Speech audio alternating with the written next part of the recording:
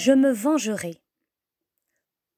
Devant la porte de la salle de classe, les élèves s'apprêtent à entrer pour subir les épreuves du certificat. Un à un, on les appelle et ils vont s'installer au bureau que leur indique le surveillant. Robert Lenoir, Bernard Lernier. Robert, furtivement, a glissé un coup d'œil à Bernard. Tous deux sont de la même école. Robert Lenoir, élève médiocre, peu scrupuleux, n'a pas travaillé beaucoup durant l'année. C'est un bon cœur, mais malheureusement, il lui a manqué, dès son jeune âge, l'influence d'une mère morte lorsqu'il avait 4 ans. Il ne lui reste que sa grand-mère, qu'il aime beaucoup, mais qui n'a sur lui aucune autorité. Et son père, trop pris par les affaires, ne s'occupe guère de lui. Bernard, au contraire, est travailleur. Très ambitieux, il arrive toujours dans les premiers de sa classe. Aussi Robert se réjouit d'être placé près de son camarade. Les candidats, après avoir rendu leur rédaction, commencent maintenant la composition de calculs. « Et Bernard ?» Bernard a levé la tête à l'appel discret de son voisin. « Passe-moi le problème !» Mais à ce moment, le surveillant, entendant chuchoter, lève la tête et regarde fixement dans la direction des 2 enfants.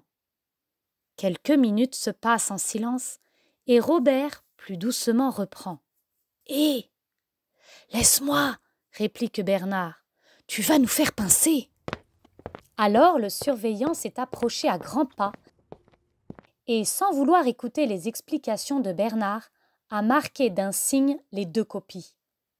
Et le soir, ni Robert ni Bernard ne figuraient sur la liste des reçus. Ce dernier alors, le regard fiévreux et rempli de haine, rejoignit Robert à la sortie pour lui lancer d'un ton plein de colère. « Tu sais, c'est à cause de toi, mais tu verras, je me vengerai. » 3 jours après, c'était le débarquement près de Caen, et les 2 enfants quittaient le pays sans s'être revus. 4 mois se sont écoulés depuis la menace de Bernard, 4 mois qui ont vu bien des événements. Devant leur école mutilée, les élèves se retrouvent. C'est la rentrée. Beaucoup ne sont pas encore rentrés au village. Et dans les petits groupes qui se sont formés çà et là, on parle de ceux qui ne sont pas revenus. « Robert Lenoir ne viendra plus », annonce un des jeunes garçons. « Son père a été tué dans un bombardement. Il doit travailler. Sa grand-mère et lui sont restés seuls et ils n'ont presque plus rien. » Bernard Lernier a dressé la tête, ses sourcils se sont froncés. À ce moment, la cloche a sonné pour la rentrée, et les élèves, en silence, sont venus se placer sur 2 rangs. Depuis plus de 15 jours, Bernard est poursuivi par la pensée de Robert.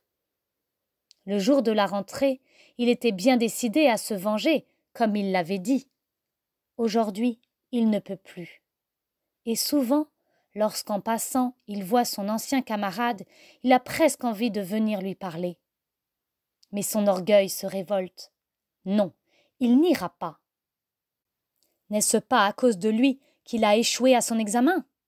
Alors il baisse la tête et continue sa route. Mais toujours le visage de Robert se présente à son esprit. Oh, un Robert bien changé. Ses joues se sont creusées. Ses yeux fatigués restent toujours, maintenant, empreints de tristesse. Comme il doit se sentir seul, ainsi, sans amis. Le soir de la Toussaint est arrivé, et Bernard, après bien des luttes intérieures, a pris le matin une grande résolution. Les gens sortent maintenant de l'église, et là-haut dans la vieille tour, les cloches sonnent le glas. Bernard a guetté son ancien camarade. Oui, c'est bien cela, il en était sûr. Robert se dirige vers le cimetière.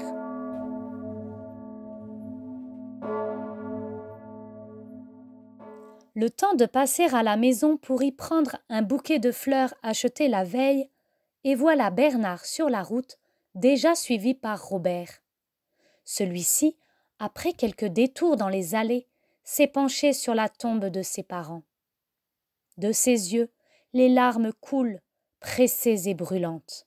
« Maman, papa, ne m'abandonnez pas, je suis si seule. » Robert se retourne soudain, car une main vient de se poser sur son épaule. Bernard est là, devant lui, et lui sourit.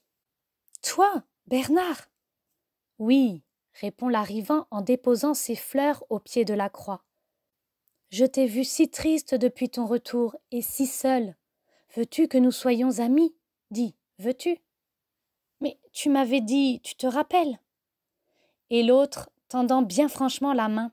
« Oui, je me rappelle, mais je t'en prie, ne parlons plus de cela. » Robert, alors, a pris la main que lui tendait son camarade. Désormais, la paix était faite, leur amitié scellée. « Prions pour eux, veux-tu, Robert ?» Celui-ci n'a pas répondu, mais ses yeux noirs et profonds se sont tournés vers son nouvel ami. Un sourire est venu récompenser largement la victoire que Bernard avait dû remporter sur son orgueil. La nuit tombait et le vent s'élevait peu à peu. Là-bas, au village, les cloches tintaient encore, mais Robert ne se sentait plus seul.